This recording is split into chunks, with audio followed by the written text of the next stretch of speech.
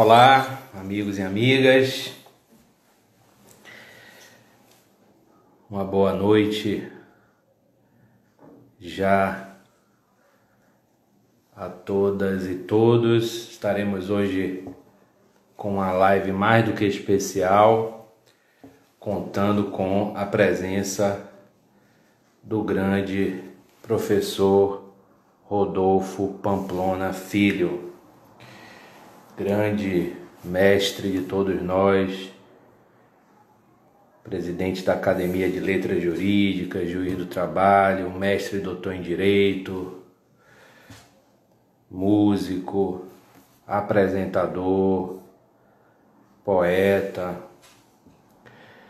grande doutrinador na área de Direito Civil, enfim, uma grande personalidade desta nossa Bahia, deste nosso querido Brasil. Uma grande honra receber o professor Rodolfo Pamplona, que vai nos brindar com um diálogo sobre o regime especial de direito privado.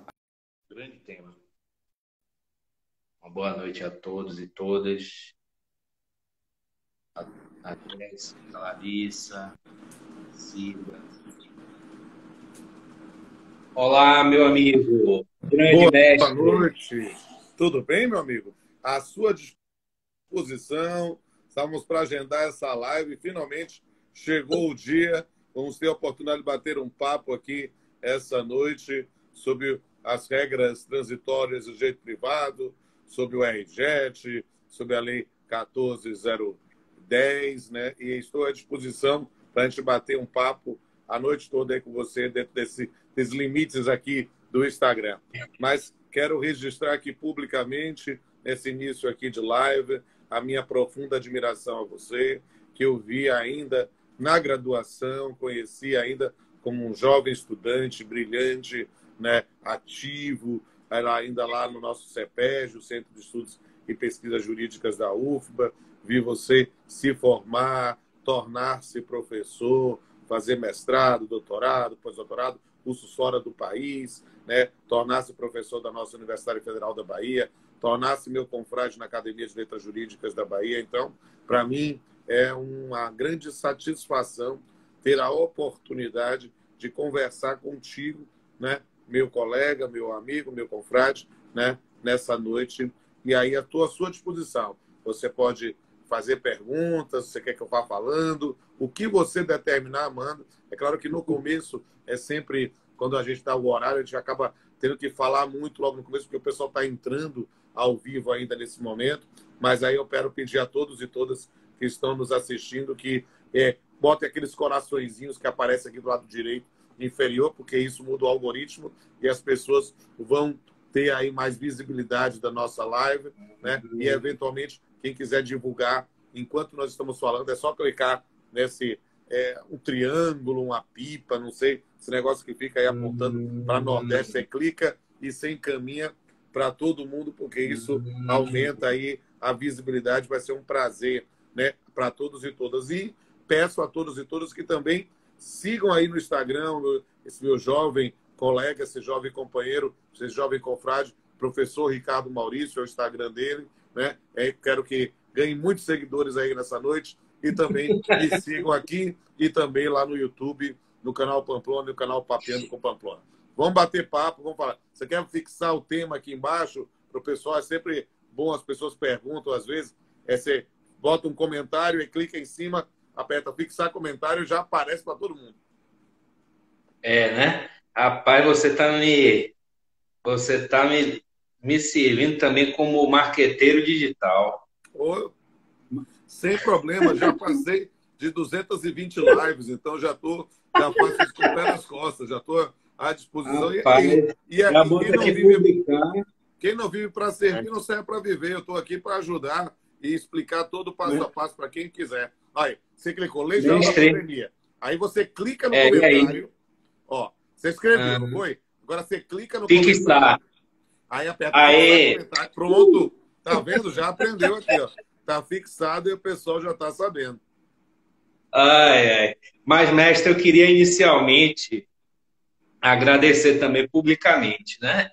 Eu me lembro daquele seu artigo no Jornal à Tarde, em 1999, quando me vi emocionado lançar uma das revistas do CEPED, acho que foi a número 5, depois de muito tempo.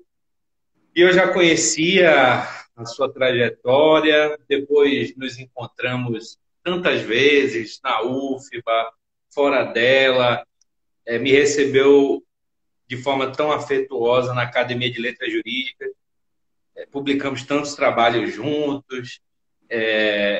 Enfim, o senhor é um mestre de todos nós, embora muito jovem ainda, de muitas gerações, e eu sou também, considere, um dos seus discípulos e um dos grandes admiradores do seu trabalho e da sua pessoa.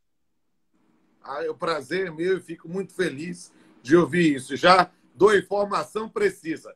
Essa é minha live número 228, do 128ª live, desde que entrei na pandemia, e quase todas já disponíveis lá no canal Papeando com Pamplona, ou outros no canal Pamplona, podem conferir.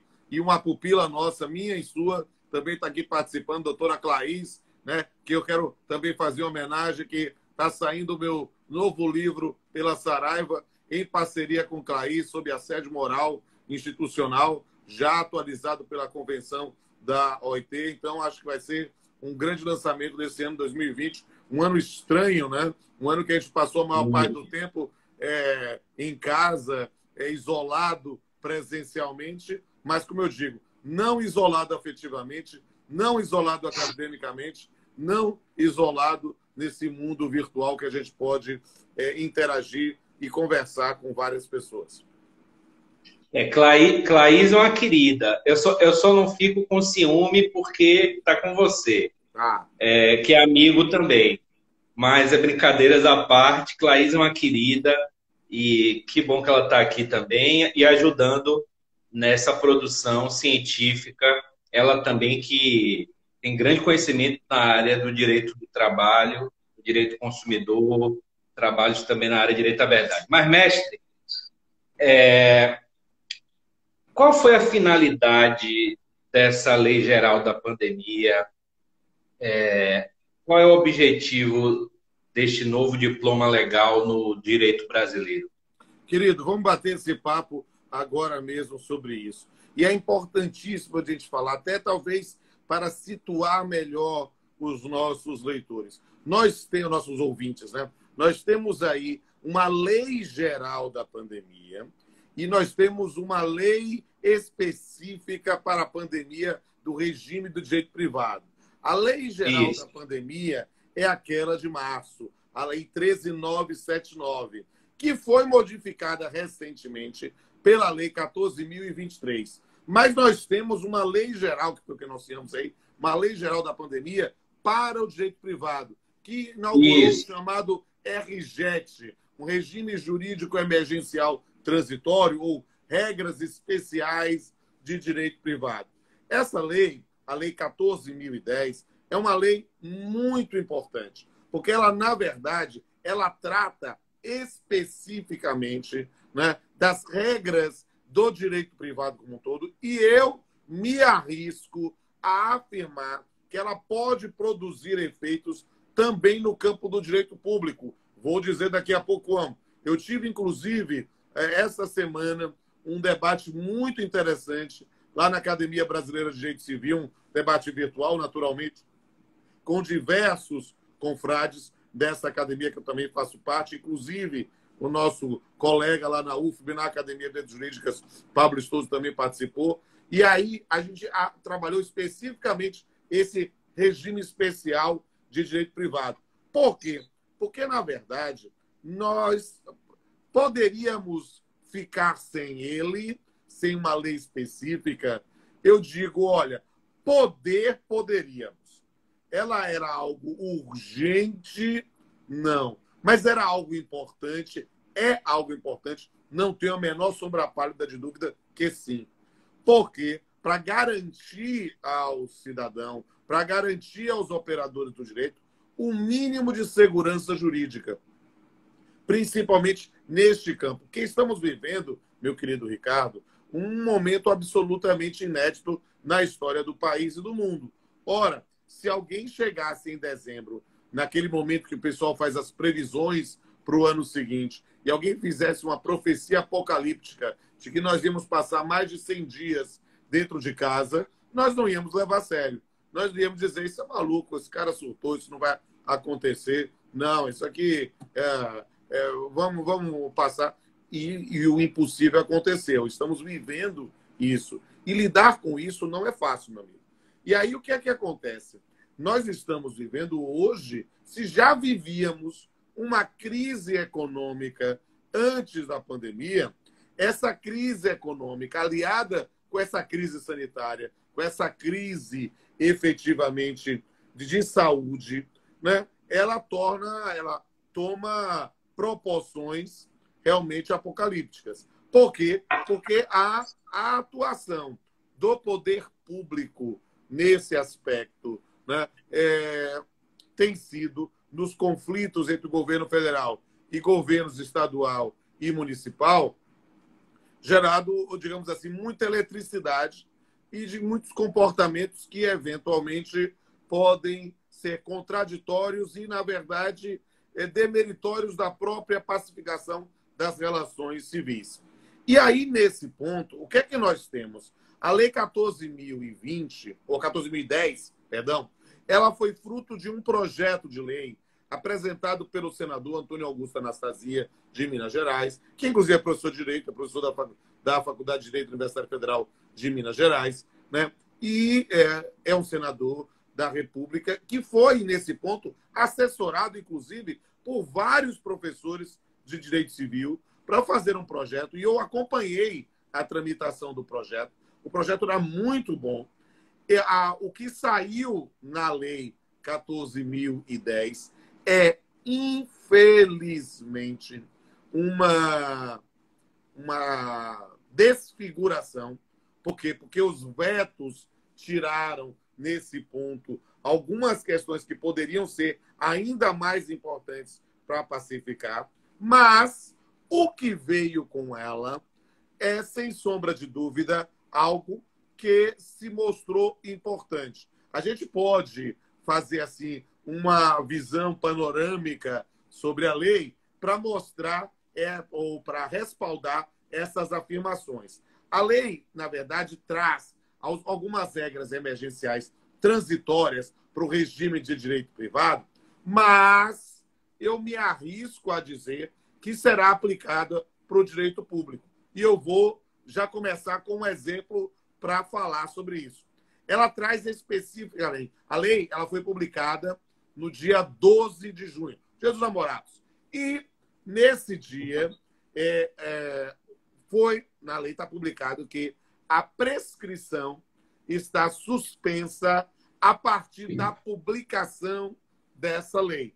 E aí estabelece como marco final dessa suspensão, marco esse que, naturalmente, se houver uma continuidade da crise, pode eventualmente ser modificado até mesmo medida provisória, né? Porque se trata de matéria de direito material, e aí a relevância e urgência estaria atendida. O que é que eu tenho que lhe dizer? Nesse ponto, nós temos aí estabelece lá o limite de 20 de outubro, mas o que é que acontece? 12 de junho está suspensa toda a prescrição e decadência, né, pela impossibilidade de ajuizamento presencial. É claro que em vários campos desse país já estão instalados os sistemas do PJE, do Processo Judicial Eletrônico, mas perceba que há muitos outros rincões em que, principalmente no campo da justiça do trabalho, ou muitas vezes da justiça consumerista, que o que vale mesmo é o justo postulante pessoal. Ou seja, que as pessoas deduzem a postulação sem o acompanhamento do advogado. Eu não sou grande entusiasta do justo postulante pessoal. Lembra que nos juizados, até 20 salários mínimos, na justiça do trabalho, sem limite de valor. Mas percebo que eu acho que o justo postulante, se você quiser, você pode até aproveitar isso em alguma aula, no campo de direito do consumidor, que você também é especialista, né? Eu digo que o justo postulante pessoal tem o risco da automedicação. Você pode ter uma dor de cabeça, toma um remédio e passa. Mas pode ter uma dor de cabeça, toma um remédio, tem um edema de glote, um choque anafilático e morre.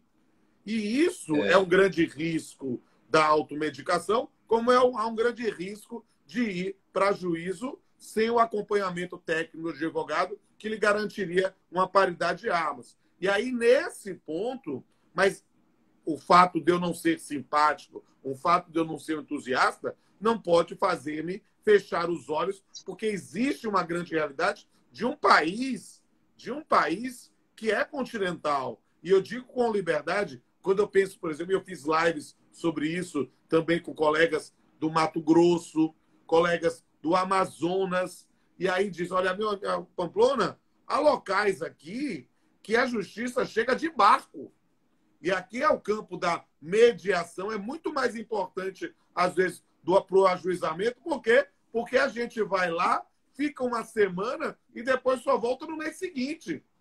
Então, na verdade, não tem uma assistência judiciária dessa forma. Essa realidade do mundo virtual é uma realidade em boa parte do país, mas não na sua integralidade. Então, para esses que não têm este campo, há o marco de 12 de junho para suspensão de prescrição e decadência, talvez não seja sequer conveniente.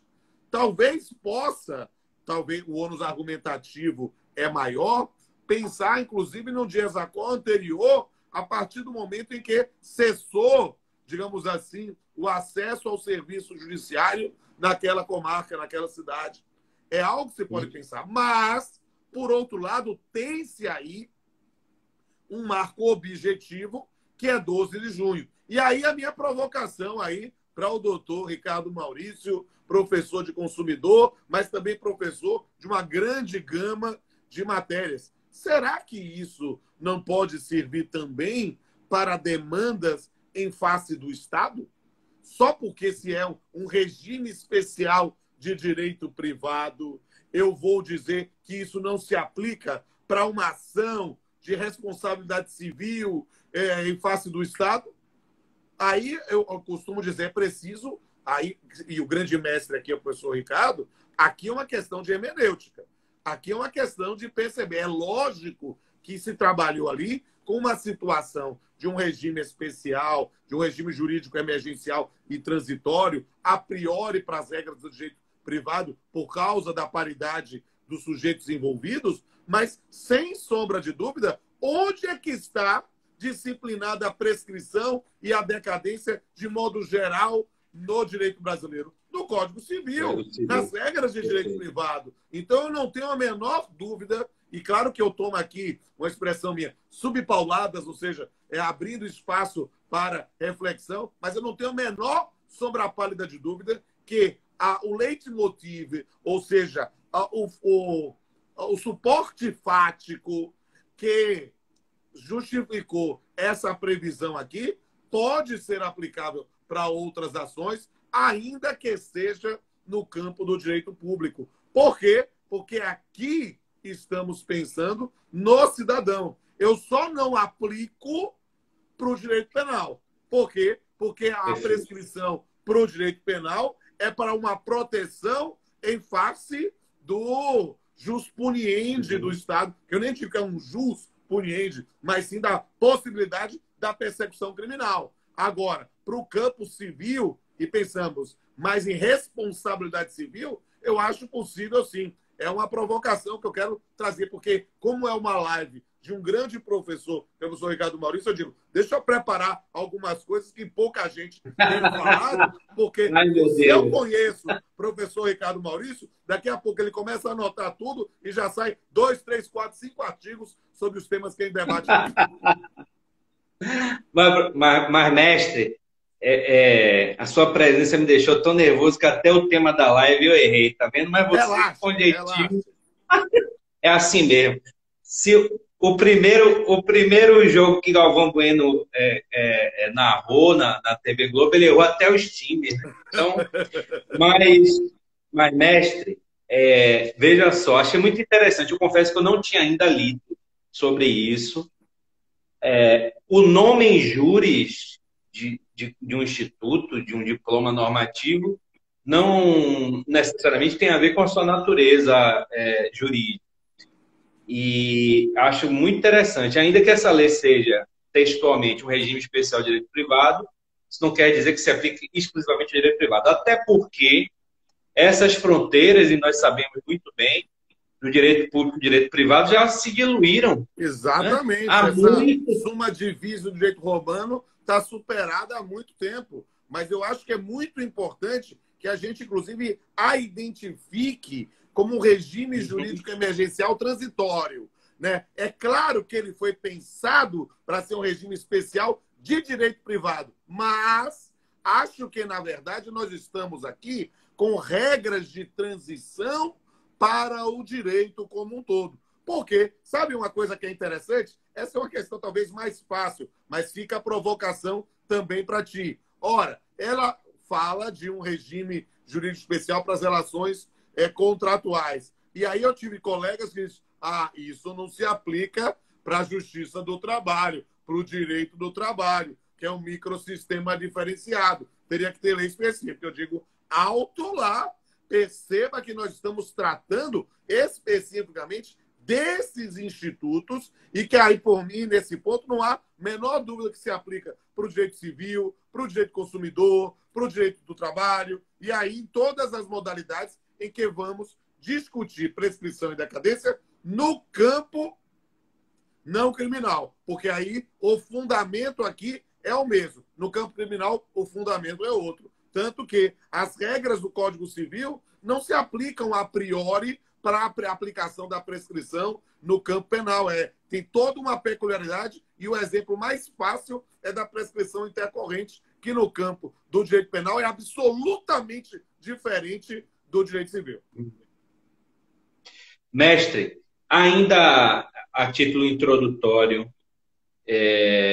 obviamente que eu li um pouquinho sobre a lei, enfim, mas é importante que a gente coloque essas premissas.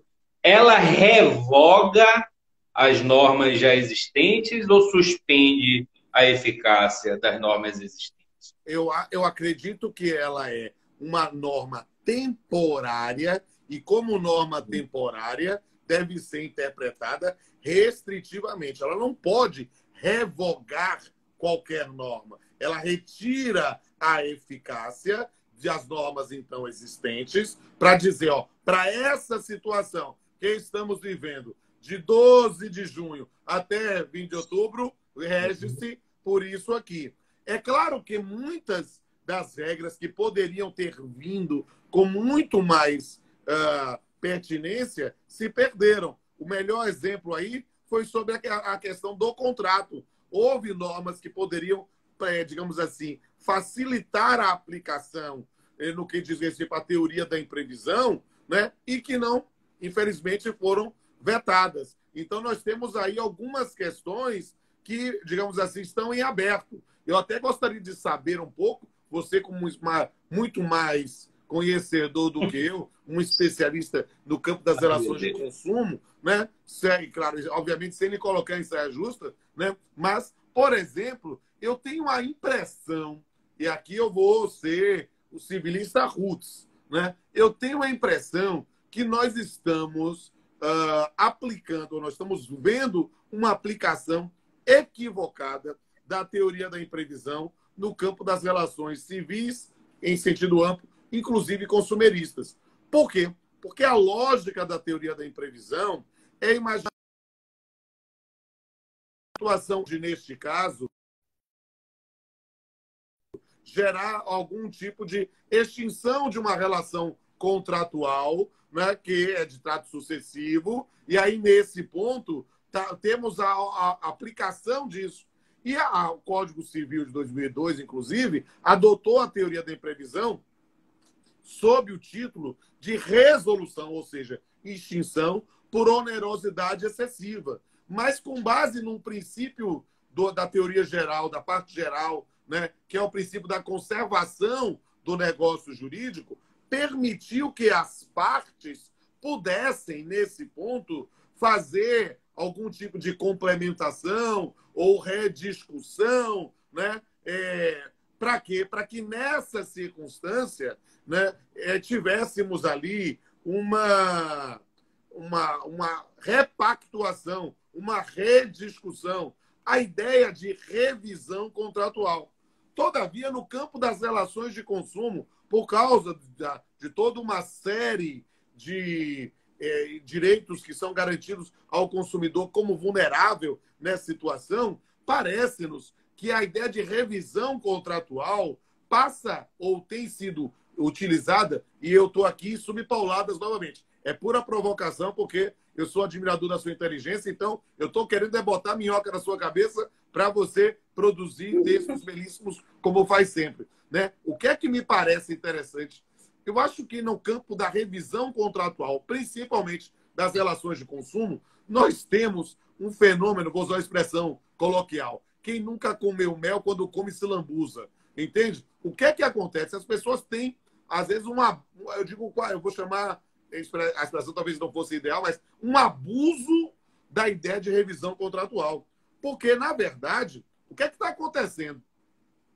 Nós estamos vivendo hoje uma situação de pandemia, que não estamos todos no mesmo barco, mas estamos todos na mesma tempestade. E aí, o que é que acontece? Eu tenho visto ações individuais, coletivas, às vezes capitaneados pelo próprio Ministério Público, colegas nossos extremamente valorosos, extremamente bem intencionados, estou vendo isso e aplaudo sempre, né, com ações em que o indivíduo ajuiza a ação, quero que reduza a mensalidade 30%, 10%, 20%, 30%, 50%. E aí perceba que uma redução linear de uma mensalidade ou de um pagamento, embora, claro, como consumidor, eu quero pagar menos. Como consumidor, não tenho a menor dúvida que eu quero pagar menos. Mas é preciso perceber.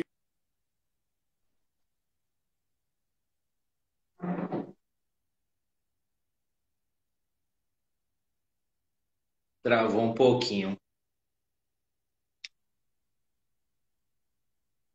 Mestre, eu acho que travou um pouquinho.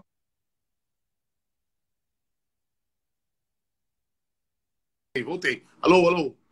Tá me ouvindo? Voltou. O sinal... Voltou. O sinal travou aqui um pouquinho. Bem, mas voltei. Não se verifica as peculiaridades, às vezes, da entidade. Se é uma entidade filantrópica, se é uma noção associativa, se é uma entidade que tem a capital. Porque uma coisa é uma grande conglomerado, outra coisa é um pequeno. E as ações em si não verifica também a situação de cada consumidor, né? Porque há consumidores que estão com o contrato suspenso, há consumidores que perderam o emprego e há outros que são servidores públicos, por exemplo, e que não tiveram uma mudança. É a mesma tempestade? Mas nem todos estão no mesmo barco. Eu costumo dizer que é uma questão que, às vezes, porque a ideia de revisão é fundamental. Eu não tenho a menor dúvida que é um direito do consumidor. A ideia da aplicação da teoria de previsão também. Mas eu acho que é o campo, e eu vou te falar com liberdade, do Ministério Público ou das associações provocarem para ver um mês de negociação. É muito mais para inquérito civil público do que para ação civil pública em linguagem processual. Mas aí, joguei a bola, a batata quente para você. Mestre, deixa eu lhe falar. Isso que o senhor está falando, eu chamo de consequencialismo econômico responsável ou constitucionalmente adequado. A proteção ao consumidor está dentro da ordem constitucional econômica, né? Onde nós encontramos princípios outros, como a livre iniciativa, a propriedade privada, a valorização do trabalho. E é importante que haja sempre uma ponderação equilibrada desses princípios. Eu sempre defendi isso, como professor, como gestor que fui, o senhor sabe, e sei que o senhor também como juiz do trabalho, porque nós não podemos, ao aplicar um princípio sem atentar para as especificidades do caso concreto, ou seja, sem concretizar corretamente o princípio, nós não podemos fazer isso e prejudicar a realização de outros princípios. E, em última análise, até o próprio princípio que nós queremos proteger. Por exemplo, eu me recordo, certa feita, lá quando trabalhei no Procon, que os agentes puniram uma empresa que estava vendendo 2 galões de tinta fora do prazo e aplicaram uma multa altíssima que, em tese na prática, iria inviabilizar a atividade empresarial. E nós tivemos que reduzir o valor porque, ora, não atingia nenhum dos objetivos. Não atingia o princípio da livre iniciativa adequadamente, a proteção ao trabalho, empresa fechada, desemprego, e nem o princípio da proteção ao consumidor. Por quê? Porque uma empresa a menos é menos competitividade, é menos concorrência, enfim. Claro que não foi fácil justificar isso, mas, exatamente, é importante que haja essa preocupação. Valendo-nos da teoria da justiça, que vem, né, desde a Grécia, citando, por exemplo, Aristóteles, nós não podemos aplicar uma justiça comutativa, temos que aplicar sempre a justiça distributiva, verificando caso a caso e tratando desigualmente os desiguais. Mestre, nós temos aqui muitos colegas, viu, participando. Quero mandar um abraço a todos e todas. Estou vendo que está vindo um monte de perguntas. Vou deixar aí para você me dizer o que é que eu respondo. Eu, por mim, respondo tudo. O Andrei, ele pergunta se não há risco desse regime especial de direito privado não se tornar permanente, né? Porque o Brasil tem essa tradição de tudo que é provisório virar permanente. Essa é uma pergunta muito importante. E é claro que, como a ideia da cidadania, importa em vigiar os nossos legisladores, o Poder Executivo, quiçá o Judiciário. E, nesse ponto, é preciso entender que a lógica dela é que seja limitada no tempo. Ela tem uma limitação temporal lá estabelecida, que é uma projeção. Eu digo que isso não quer dizer que é absolutamente inflexível. Por quê? Porque a gente não tem a menor ideia de quanto tempo a gente vai permanecer ainda nessa situação de pandemia. Mas se houver realmente uma prorrogação dessa situação, que ninguém aqui quer, mas não quer dizer que não seja necessário, haja uma prorrogação. Então, a ideia é que se limite até outubro, como está lá na norma. Mas é sim possível, já é um precedente de se perceber que temos uma norma temporária. E eu falo isso para o RJET, falo para esse regime especial, pensando no direito privado, mas penso também, inclusive, para medidas provisórias. Note que a MP 936 tornou-se, que é a área trabalhista, tornou-se a Lei 14.020. Mas a MP 927, que é anterior, que começaram a colocar um monte de jabuti, que esse fenômeno estranho brasileiro só tem aqui. O pessoal pega uma medida provisória e começa a colocar na medida provisória matéria que não era da medida provisória. E aí o que aconteceu? Impasse político. O presidente lá do Senado já disse: não vou votar, vai caducar domingo. Então a gente vai ter aí mais uma situação de uma norma que trouxe regras e que vai caducar. E aí a gente vai ter de enfrentar essa questão. A observância aqui do colega Andrei é muito importante para a gente pensar nessa limitação. Diga mais, querido. Me pediram para desativar comentário. Na sua live você desativa comentário? Eu não desativo. As pessoas têm um mito que quando desativa o comentário, melhora o sinal. Mas, na verdade, é por causa do horário. Esse horário é muito disputado. Eu não gosto muito de cortar, porque eu sou um partidário da liberdade, as pessoas também. Mas, se você achar conveniente, sem problema. Não vou nada. E o que eu não responder, pode dizer para o seu público fiel que pode mandar mensagem inbox no Instagram, que eu respondo tudo. Eu aproveitei para fazer essa consultoria de marketing digital. O Márcio Antônio pergunta, o senhor já respondeu, mas eu vou reiterar porque é importante. Claro. Se a lei que a gente está examinando aqui em comento, ela se aplica à prescrição para propositura de ação trabalhista.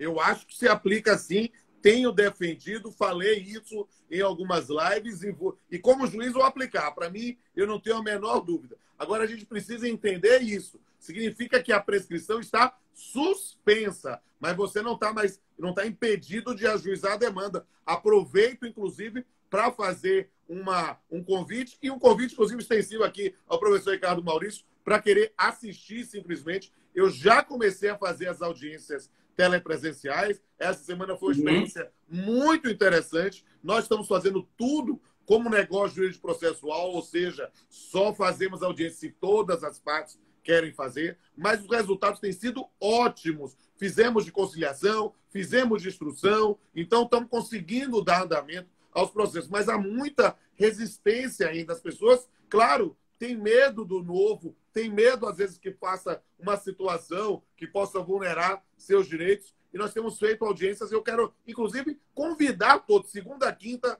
9 horas da manhã, lá no seu trabalho.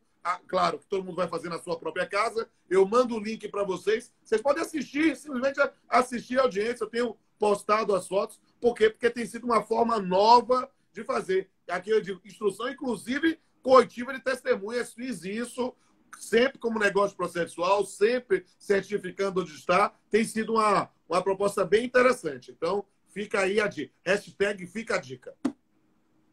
E justiça seja feita, não é porque eu tenho grande admiração, respeito, carinho. O senhor foi um dos primeiros magistrados do Brasil a adotar esses mecanismos de comunicação remota muito antes da pandemia. A gente já fez isso. Eu já cheguei a fazer oitiva pelo WhatsApp de uma autora que estava em Portugal fazendo mestrado, e a gente disse, vamos tentar resolver essa circunstância, verificar. Aí eu faço isso e acho que é uma forma muito interessante. E aí o pessoal está perguntando, é de outro estado do Rio de Janeiro? Onde é que está o link? Pode assistir, manda uma mensagem para mim, inbox, né? E que eu mando no link, eu mando o link para acessar. Vocês podem achar o link no site do TRT, mas manda uma mensagem para mim. Mas fica no site do TRT. No site do TRT você acha, mas quem quiser mandar mensagem, eu mando também. Eu copio e colo, não tem problema nenhum. Show de bola. Mestre, faça aí um potpourri, um mosaico, um exame das mudanças no direito consumidor, no direito concorrencial, na parte de locações. Quais foram as mudanças aí da lei? Aqui. Bem, o pessoal diz aqui, a plataforma TRT da Bahia, www.trt5.jus.br. A gente usa pelo Google Meet. Muito bem. Aí, o que acontece? Nós temos agora, com a Lei 14.010, né, algumas regras novas, algumas até que já estavam previstas em medidas provisórias anteriores. Por exemplo, a questão das assembleias. Então, houve medida provisória específica para as assembleias empresariais, mas a lógica de poder realizar as audiências também por videoconferência. Por quê? Porque a lógica, a diretriz é efetivamente ficar em casa. E nesse campo do ficar em casa, nós precisamos viabilizar a participação. É quase um conceito democrático habermasiano, né? A gente precisa garantir a manifestação de todos através dos mecanismos que se tenha. O projeto de lei, né, ele dava poderes maiores para o síndico atuar nesse campo da restrição. Mas houve um veto muito grande nessa parte, e aí restringindo esses poderes. O que, digamos assim, se coaduna com a postura do senhor presidente da República em relação às medidas de contenção. Então, nesse ponto, não houve, assim, maiores mudanças. O que nós tínhamos também, que é bem interessante, é em relação ao despejo, né? Por quê? Porque havia a previsão específica de vedar o despejo liminar. E isso gerou muita polêmica. Eu confesso a ti, com pureza d'alma, que independentemente da previsão ter sido vetada ou não, nesse caso foi, né? O que é que nós tínhamos? Deferir liminar de despejo hoje é ir contrário a qualquer política de bom senso. Por quê? Sim. Porque você tem que imaginar que liminar não é substantivo, é adjetivo. Liminar é momento, ou seja, você deferir sem garantir contraditório. Eu não estou dizendo que Ora, garantiu os contraditórios, não pagou, não sei o quê, não negociou, não fez nada. A medida do despejo tem que ser tomada. Mas fazer isso via liminar, sem garantir contraditório, no momento em que a regra é fica em casa, né, é algo que é contraditório, né? Então, é muito importante a gente ter essa visão geral sobre essas principais modificações. Tem algum ponto específico que você queira que eu fale da 1410? Puxa aí no seu computador, diga aí o dispositivo que eu comento, pode ser, ou do pessoal, eu estou à disposição. Pronto. Sua filha entrou aqui, viu? Minha filha, enquanto você está procurando o dispositivo, quero mandar um beijo para minha filha. Estou com saudade aqui, minha pequena Marina. Quem sabe ela apareça aqui um dia para dar um beijinho no velhinho que está com saudade dela. Mestre, eu queria ouvir sua opinião sobre o direito de arrependimento que foi, de certa forma, relativizado na lei, no âmbito da relação. Essa é uma questão em que confesso que eu estou ainda mais interessado em ouvir a sua opinião como professor de consumidor. Mas digo que a circunstância aqui do direito de arrependimento, houve essa flexibilização, essa relativização, pensando justamente nessa situação em que estamos vivendo, da dependência da entrega das pessoas. Ou seja, nessa circunstância, nós estamos vivendo aí numa situação em que pessoas de delivery ou dos correios ou dos mecanismos paralelos a esse se tornaram os mais importantes para a entrega de determinados produtos. E aí, neste campo, fazer uma flexibilização era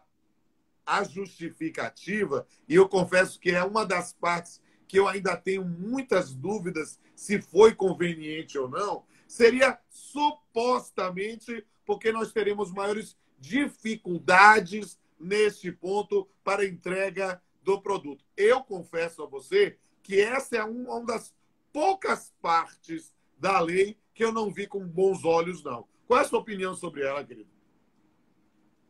É a mesma. Então, eu acho que... Então acertei. Se o Papa do Consumidor aqui na Bahia concordou, é porque eu estava até com algum pudor. E agora eu vou dizer, eu não gostei nem um pouquinho. Eu achei que era ao contrário, devia reforçar o direito consumidor, talvez ampliar o limite e não restringir. Acho que dentro de um conjunto de medidas que foram bem interessantes, essa foi a nota desafinada. E com relação aos condomínios, o que é que ficou? Bem, houve veto em boa parte na parte dos poderes. Que parte você quer que eu comente? Leia aí o dispositivo que facilita a minha vida aí. Não, a parte relativa ao uso dos mecanismos de comunicação remota para reuniões. Essa parte eu acho muito boa. Essa parte, e já disse, aqui ficou, porque toda aquela de restrições, acesso foi vetado. Então, aí a parte que ficou foi justamente algo que já se... Por exemplo, deixa eu dar um exemplo aqui que interessa a mim e a você pessoalmente. Antes da pandemia, nós estávamos num processo de reforma estatutária da nossa Academia de Letras Jurídicas da Bahia. Eu tive que suspender a Assembleia por causa da pandemia.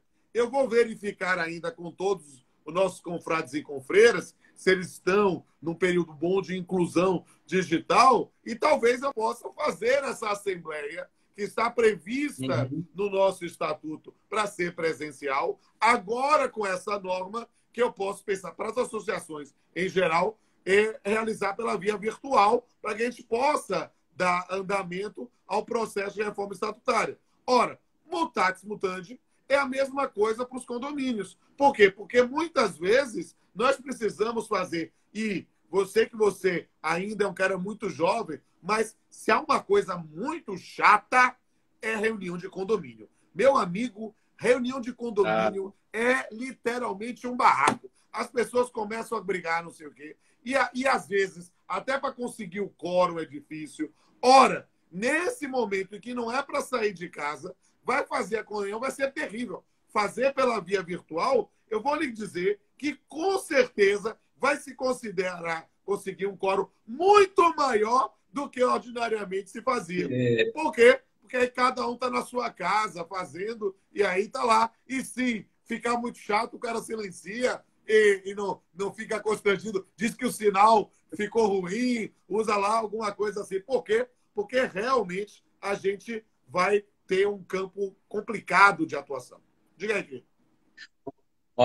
Estão perguntando aqui, doutor, como ficou a questão do uso da área comum do condomínio? Essa é uma questão, minha querida Núbia Cardoso, que foi objeto de algumas restrições do veto do presidente. Por quê? Porque no projeto original se remetia ou dava-se poder ao síndico para fazer a restrição absoluta, seguindo as normas que a gente viu aplicáveis aqui na cidade de Salvador, por exemplo, em relação ao município. Então, não precisava depender da ordem, da noção municipal ou de um ato municipal de restrição. E de forma, digamos assim, previsível, tendo em vista a política pública estabelecida pelo senhor presidente da República, ele vetou citado. Então, o campo agora é só e somente só seguindo as diretivas do município ou a Assembleia. A Assembleia é que vai poder restringir. Diga aí, querido. Agora, mestre, com a devida vênia, o senhor sabe que eu não sou eu não sou negacionista, claro. Não sou terraplanista, o senhor sabe. Mas eu confesso que, não sei se o fundamento bem foi esse, mas eu confesso que eu teria resistência a aceitar esse poder tão grande. Aí a discussão do poder do síndico, sim. A gente pode, por um outro fundamento, pensar, talvez que fosse exacerbar a função do síndico. Mas o fato aqui era a ideia de eu vou defender o dispositivo sem necessariamente dizer que eu apoio. É a ideia de operabilidade. Né? Por quê? Porque numa administração de condomínio, realmente fica muito centralizado no síndico. Pensar na questão de que a Assembleia vai fixar é um outro caminho, mais democrático, sem sombra de dúvida, mas mais demorado se acha que a medida precisa ser tomada de forma rápida. Agora, pensando nessa perspectiva, sim, a lógica hoje é só por deliberação coletiva. Faço a ressalva, deliberação coletiva, se não tiver diretriz do poder municipal restringindo. Aqui, por exemplo, na Bahia, aqui em Salvador, estou vendo uma colega que está falando aqui de São Paulo, de Guarulhos, especificamente, nós temos norma do prefeito que proíbe o uso de academias. Então, não estão só as academias públicas, as academias de ginástica dos prédios estão com uma restrição muito grande, né? Pensando nessa questão de acesso à área comum. Por quê? Porque entrava personal trainer, entrava prestador de serviço. Então, nós temos tido essa atuação. Então, nesse ponto, aí o que é que a gente verifica?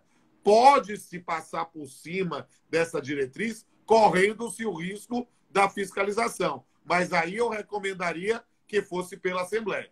Eu, se fosse síndico, não tomava essa decisão unilateral, não. Perfeito. Eu também oriento quando me perguntam dessa forma. A colega, eu nunca tive gente de tanto estado, eu tenho que fazer uma live com o senhor todo mês.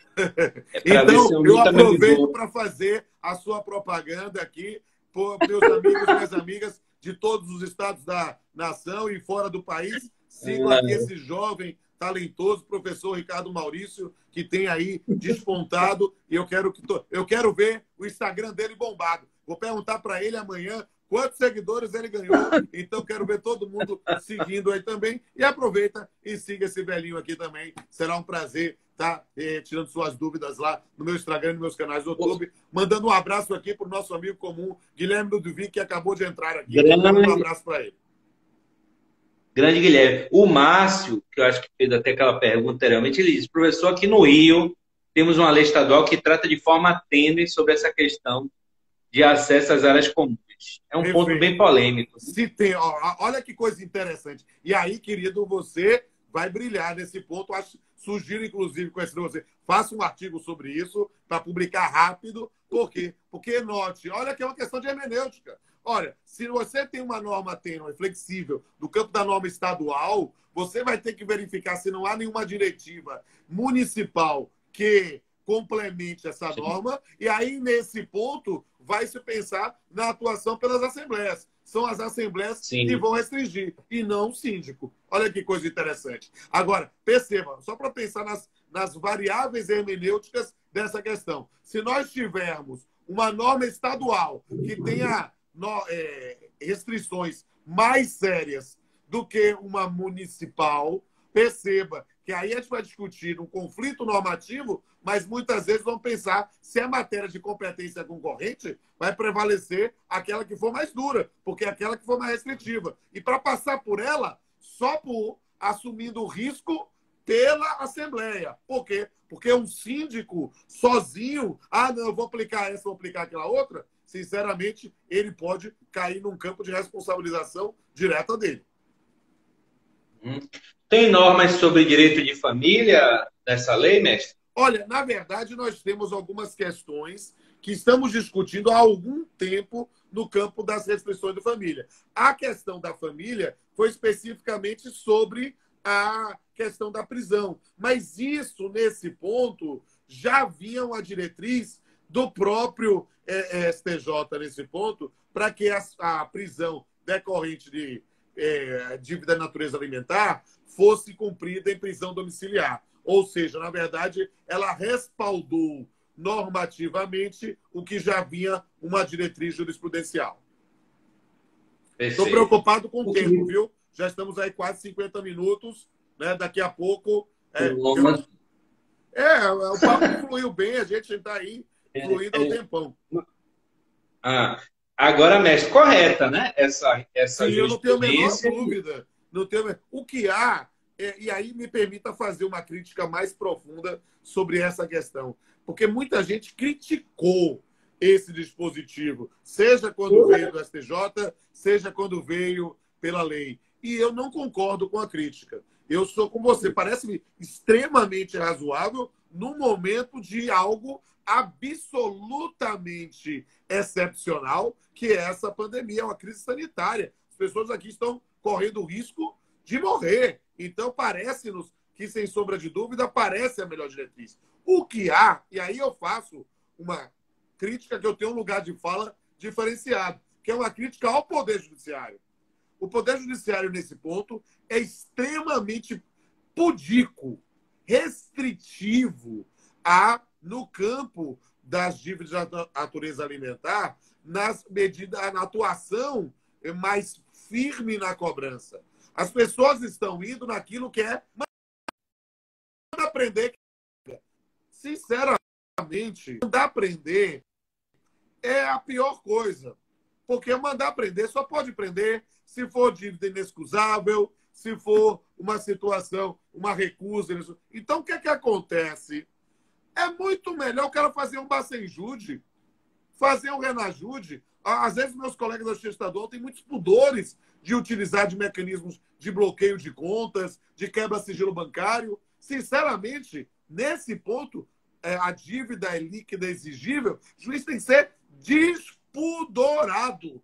Tem que bloquear a conta mesmo, tem que quebrar sigilo bancário, tem que fazer. Por quê? Porque se o indivíduo tem condições de pagar, tem que ser executado. Sem pudores. Entende? Aí, por quê? A gente fica só pensando em prender.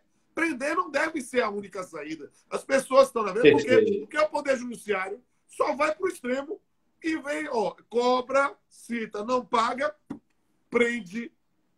É muito melhor fazer um Bacenjude, bloqueia as contas, restringe. E nesse ponto eu quero dizer que eu não concordo com essa ideia de que o auxílio emergencial e o benefício emergencial não poderia ser penhorado.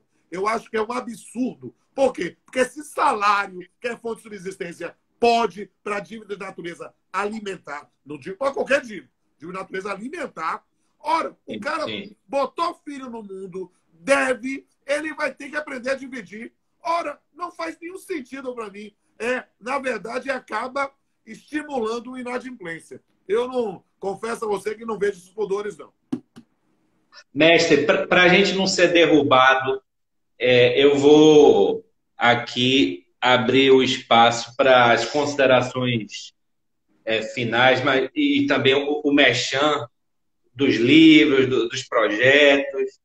Eu queria ouvir um pouco sobre os livros que estão aí no Prelo, sobre o curso de Direito Civil, o volume único, os shows que estão marcados. E queria, desde já, agradecer muito por essa live instrutiva, leve, lúdica.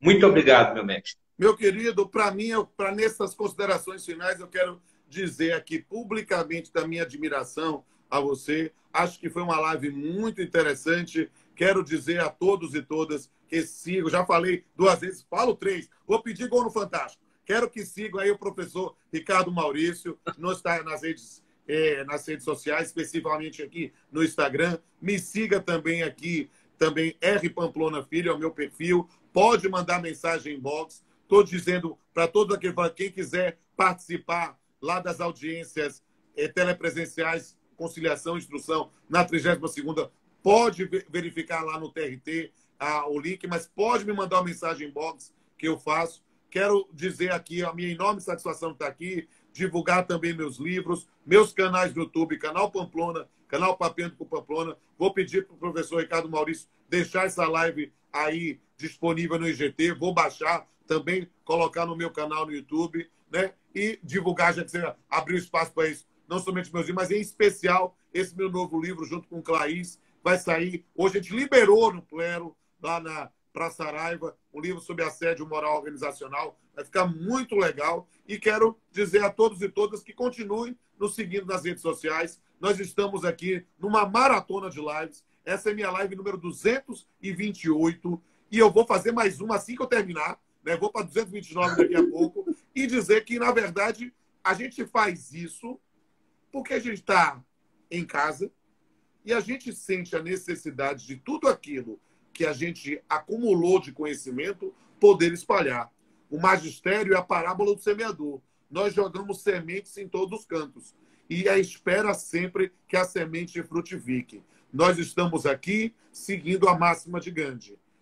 Quem não vive para servir, não serve para viver. E a gente está servindo, distribuindo o nosso conhecimento, os nossos estudos e a nossa amizade aqui também pelas redes sociais. Muito obrigado, meu querido.